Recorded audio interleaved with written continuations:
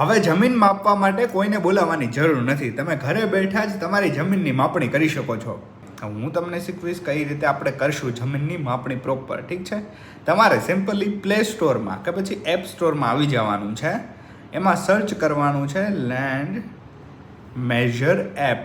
ઠીક છે? હવે એમાં ઘણા બધા સ્પોન્સર અગાઉ આવતા હશે, પણ આપણને જો આ ઇઝી એરિયાવાળી લેન્ડ એપ્લિકેશન છે ને, એમાં તમે જાશો, એને ઇન્સ્ટોલ કરશો, પછી અત્યારે ઓલરેડી ઇન્સ્ટોલ કરેલી છે ઓપન કરશો, પછી એમાં તમારે જવાનું છે ડ્રો ઓન મેપમાં.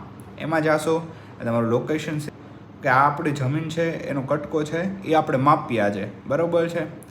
એક્ઝેક્ટ સમજી લો ને, આમાં 99% વ્યવસ્થિત વર્ક કરે છે કે આ તમે એક્યુરેટ એટલું છે કે તમે આનાથી પ્રોપર તમારે ખરીદવી હોય ને તો પણ તમે આનાથી માપણી કરાવી શકો છો. તમારા નોલેજ માટે આ વસ્તુ રહેવાની છે. કોઈ ઓફિશિયલ સોર્સ નથી. તમે તમારા નોલેજની માપણી નોલેજ માટે જ આ કરો છો કે તમારે જાણવું છે કે તમારી જમીન કેટલી છે એના માટે છે.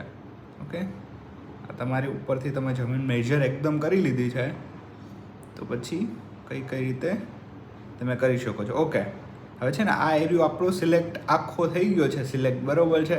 હવે આમાં આપણે એરિયા જે લખેલું છે ને એરિયા, ત્યાં ક્લિક કરશું અને પછી આમાં વીઘામાં જવાનું છે. વીઘા બધા જ અલગ અલગ પ્રકારના વીઘા હોય છે. આસામના, વેસ્ટ બેંગોલના, પછી હિમાચલ પ્રદેશના, ઉત્તરાખંડના, ગુજરાતના, રાજસ્થાનના, બધા અલગ અલગ વીઘા હોય છે. અને આપણો મેઇન વીઘો કયો છે ખબર છે?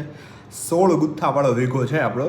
તો ગુજરાત રાજ્યમાં અને રાજસ્થાનવાળામાં ક્લિક કરશો એટલે તમને બતાવી દેશે કે તમારી કેટલા વીઘા જમીન છે. 5.28 વીઘા આપણી જમીન છે. અને જો આ એપ્લિકેશનની લિંક તમારે જોઈતી હોય તો મને પહેલાં ફોલો કરી લો અને કોમેન્ટમાં લેન્ડ લખી આપો, એટલે એ લિંક તમને ડાયરેક્ટ DMમાં મળી જશે.